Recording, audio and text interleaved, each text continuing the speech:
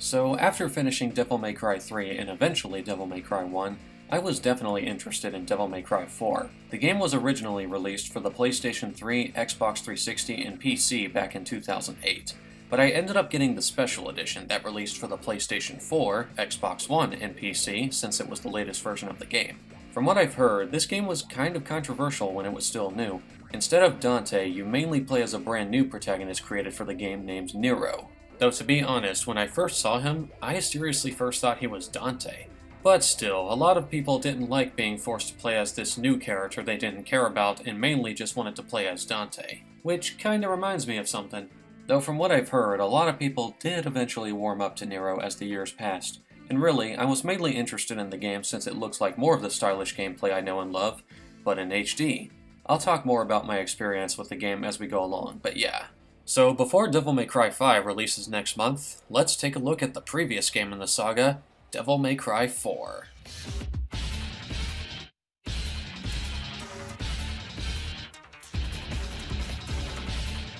Now, one thing I should definitely mention before talking about the story. Originally, Devil May Cry 4 did take place after Devil May Cry 1, but oddly enough took place before Devil May Cry 2. This was always kind of confusing to me since Dante looked younger in Devil May Cry 2 than he does in Devil May Cry 4. However, recently, according to this Devil May Cry history video shown in Devil May Cry 5, in addition to a tweet from the producer of Devil May Cry 5, Matt Walker, they've decided to change it so that Devil May Cry 4 takes place after Devil May Cry 2 rather than before. So yeah, thought it was worth mentioning. At this point in time exists the Order of the Sword, a religious group that worships Sparta as their god, most likely because of the heroic deeds he did for mankind. The game begins with a member of the group named Nero fighting off a bunch of demons and making it just in time to see his childhood friend Kyrie finish her performance at one of the Order's ceremonies. However, during the ceremony, this happens. The High Priest of the Order, known as Sanctus, is apparently killed by none other than the son of Sparta himself, Dante. Dante then quickly proceeds to kill some of the Order's guards. Believing Kyrie to be in danger, Nero eventually decides to intervene and proceeds to fight Dante himself while the rest of the Order evacuates the area. During the battle, Nero's right arm eventually awakens to become the Devil Bringer, a demonic arm that gives Nero superhuman strength and power. Nero then uses its power to defeat Dante by impaling him with his own sword. But, seeing as this is Dante we're talking about, he just shrugs it off and removes the sword from his body like it was nothing. Dante then reveals that the guards he killed were actually demons in disguise. This of course raises a lot of questions for Nero, but Dante quickly leaves before Nero could get a straight answer. Nero is then ordered by Kyrie's brother and captain of the Order's Knights, Credo, to capture Dante and bring him back to the Order for questioning. That's about all I'll say about the story for now, but I will say that it does its job pretty well for the most part. It even has a few plot twists that you may or may not see coming. However, I will admit that it does leave some unanswered questions, some of which I'm hoping will be answered in Devil May Cry 5. Dante is also just as entertaining here as he was previously, and even Nero certainly has his moments as well. The voice acting is also really good too. Ruben Langdon once again delivers a fantastic performance as Dante, while Nero is voiced by none other than Johnny Young Bosch. Yes, that Johnny Young Bosch. His performance as the character sounds really good, even though it can sound pretty over the top at certain points in the story. And much like with Ruben Langdon as Dante, I swear he can make some of the cheesiest of dialogue sound really badass. You wanna fight? Come on. Now for the gameplay.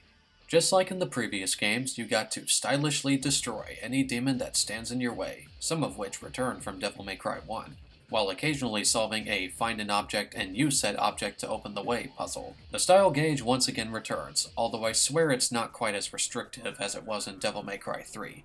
The stylish ranks this time being Deadly, Carnage, Brutal, Atomic, Smokin' Style, Smokin' Sick Style! The shop once again returns, but unlike the previous games, red orbs aren't used to buy new moves. They're used to buy items, but the currency used for buying new moves and abilities are known as Proud Souls. These are earned by basically clearing missions. The higher your stylish rank, the more Proud Souls you receive. The combat adjudicators also return, but this time they can only be attacked by certain characters. For example, the blue ones can only be attacked by Nero, while the red ones can only be attacked by Dante. Secret missions also return, with some being pretty easy, while others being literally impossible without an ability, weapon, or even character from a later mission. Most can be played with any character you want, but some can only be played as specific characters. This specific mission requires Nero, while this one requires Dante. But one secret mission I absolutely cannot stand no matter what character I'm using is Secret Mission 9. It basically requires defeating all of the enemies without getting hit. It doesn't sound too hard at first, until you realize that you have to fight enemies that are constantly moving and attacking. These enemies were already annoying, but they're an even bigger pain in the ass in this secret mission. I really hate this secret mission, and I really hope I'll never have to deal with anything like this again. I apologize for that. Anyway, let's finally talk about the playable characters, starting of course with the new character, Nero. From what I've heard, Nero was created to be easy enough for newcomers to play as, while also being versatile enough for veterans to enjoy. His gameplay is definitely more simplified in comparison to Dante. Unlike Dante, Nero only has one style and wields only one sword known as Red Queen. However, there's more to this sword than meets the eye. For starters, it already has a larger variety of different combos in comparison to what Dante's Sword Rebellion has by default. Secondly, Nero can actually rev up his sword to charge it up to 3 times and give it more power. Besides being able to manually rev it, Nero can also rev it just after attacking to automatically give it a charge. If you can time it perfectly after acquiring a certain ability, you can instantly max out the charges for his next few attacks. Nero also has a gun known as Blue Rose. It's not really that useful at first, but once you get the ability to charge it up to 3 times, it becomes a force to be reckoned with. And finally, Nero can use his Devil Bringer to grab enemies and perform a powerful slam attack as a result. He can even use it on bosses at certain times while fighting them, and it's also used to traverse through certain areas, so yeah. Admittably, I was one of those people that was like, yeah, Nero is kinda cool, but I really just want to get back to playing as Dante. However, I eventually grew to like Nero more and more as I've replayed the game, and now he's my second favorite character in the entire series. Second to Dante himself, of course. When you reach Mission 12, you'll then take control of Dante for the next 7 missions, and the amount of Proud Souls and items you collected as Nero will carry over to Dante. Dante plays very identically to how he did in Devil May Cry 3. Like previously, Dante still has his 4 styles: Trickster, Swordmaster, Gunslinger, and Royal Guard. However, unlike Devil May Cry 3, Dante can switch between these 4 styles at literally any time during gameplay by simply tapping the corresponding button on the D-pad. Unlike Devil May Cry 3, in which you need to gain enough experience to level up these styles, Dante can now simply upgrade his styles to higher levels with enough Proud Souls at the shop. And in addition, he can even unlock a secret 5th style that lets him imitate Virgil's Darkslayer style. Dante doesn't get quite as many weapons here as he did in Devil May Cry 3, but the weapons that are here are very fun to use. Out of all the new weapons, my favorite is probably Pandora. It's basically a suitcase that can transform into multiple different weapons. It's insane, over the top, and just overall stylish. If you're playing the Special Edition, you also have access to 3 extra playable characters. Virgil plays very much like how he did in Devil May Cry 3, but now he has new moves and combos for pretty much all of his weapons. He even has this new concentration feature that allows him to deal more damage with his weapons. Trish plays similarly to Dante, but also has some unique moves of her own. While she does wield the Sword of Sparta in dual pistols, she also has a lot of different punch and kick combos as well. And finally, we have Lady, making her first playable appearance in the series. But to be honest, Lady is actually my least favorite playable character in the game. Her guns can do a ridiculous amount of damage and even has a super move in place of a Devil Trigger, so she's fun to play as in that regard. But her melee attacks are just terrible. They're way too slow and don't do a lot of damage either. I'm fine with Lady having a limited melee moveset, but I really wish they could attack just as fast as the other characters could, or at least have her melee attacks do a lot of damage because of how slowly she swings her weapon. But hey, that's just me. Once you beat the game, you unlock the Bloody Palace. It doesn't have the same bullshit from Devil May Cry 3 in which the enemies were in Devil Trigger for the final floors, but it does have a time limit, and the only way to restore time is defeating enemies. The higher your stylish rank in battle, the more time you restore. As a result, the Bloody Palace is almost as challenging, if not more challenging, than previously. As for what I think of, who am I kidding? I absolutely love this game! The combat feels just as great as ever, and I'd argue that it's even better than Devil May Cry 3's combat. Dante is even more fun to play as here than he was in Devil May Cry 3, and Nero is a fantastic addition to the series both gameplay and character-wise. I really love charging his sword to unleash a powerful attack, his eventual devil trigger is a lot of fun to use, and his taunts are especially really fun, with my favorite taunt being this one.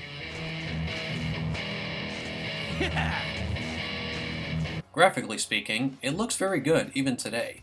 Until Devil May Cry 5 was revealed at last year's E3, I consider Devil May Cry 4 to be the best looking game in the series. The character models are also very good, and the environments are just beautiful. So far, Devil May Cry 4 has my favorite environments in the entire series. It's way more varied than what we got in the previous 3 games, and I love it more as a result.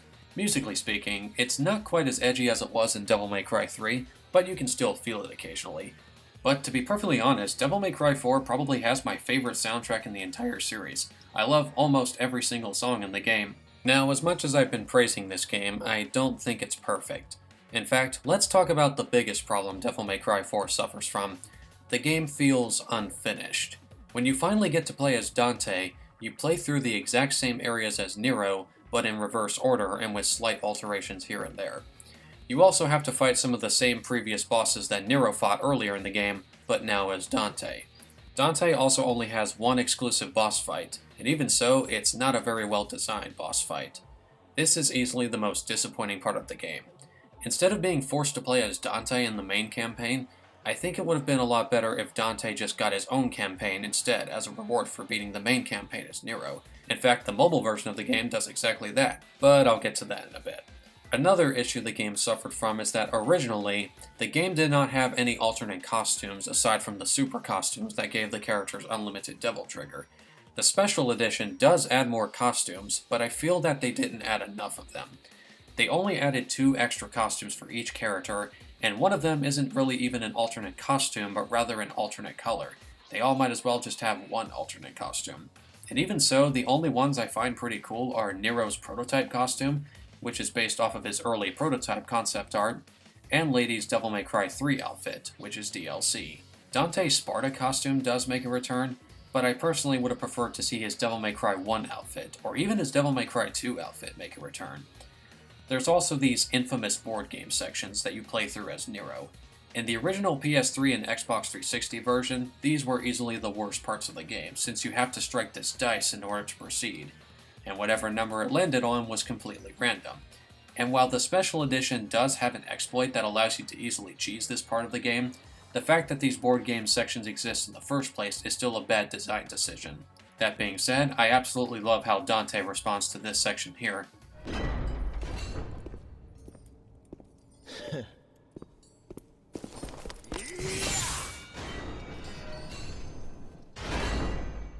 And while I do love all of the new taunt animations for both Dante and Nero, I'm not a fan of how a lot of them have reused voice lines, especially in Dante's case. Despite those issues, however, I feel like the gameplay more than makes up for it. Awesome combat, great graphics, and great characters all make up what is probably my favorite hack-and-slash action game of all time. That is, until Devil May Cry 5 releases next month. Like I said before, the original game is on the PlayStation 3, Xbox 360, and PC, while the special edition is on PlayStation 4, Xbox One, and PC. There's also a mobile version of Devil May Cry 4, but I seriously would not recommend that version. Not because of the touch controls or inferior graphics, but rather because the moveset is very limited in that version, and it's also missing a lot of moves and combos from the console game as well. Nero and Dante only have one basic sword combo in this version, and Dante's other weapons are very limited as well. Even taunting is omitted, which I find pretty disappointing. But my biggest problem with the game is how you unlock new abilities. Unlike the console game, you can't choose what abilities you unlock and are automatically awarded a specific move when you get enough Prowl Souls. In fact, there's not even a shop that lets you use your red orbs to purchase items. As a result, unlocking every move can take an even longer time than the console version. This version is also a lot shorter than the console game, being 10 missions instead of 20. However, what I find interesting about this version is that unlike the console version, Dante actually has his own campaign. Yeah, they're the exact same levels as Nero's campaign, but I still feel like it's a better way of keeping Dante as a playable character. It's also the only version of the game where Dante can fight specific bosses without hacking, most notably Nero. He wasn't a boss at all in the console versions, even during the Bloody Palace, but because the mobile version lets you play the game through Dante's perspective, you can actually fight Nero as Dante, and that's actually pretty cool. But still, I would not recommend the mobile version unless you're like me and are starved for a portable Devil May Cry experience. I did hear that the console version was ported to Nvidia Shield devices, which would technically make it the best portable Devil May Cry game, but who seriously owns one of those? As a result, I really wish the Devil May Cry HD collection was ported to the Nintendo Switch, or heck, at least port Devil May Cry 1 or 3 to the Nintendo 3DS, anything to be stylish anywhere at any time, and then hopefully, we could get Dante as a playable fighter in Super Smash Bros. As well. But yeah, Devil May Cry 4 is currently my favorite game in the series. The combat is really awesome, the graphics are really good, Nero is a great addition to the series' growing cast of characters, and I absolutely love this game. Devil May Cry 3 may technically be the better game, but I personally enjoy Devil May Cry 4 a little more for the superior combat and environments. The game may still be lacking in content, but I feel like the core gameplay more than makes up for it. That being said, I give this game a 9 out of 10.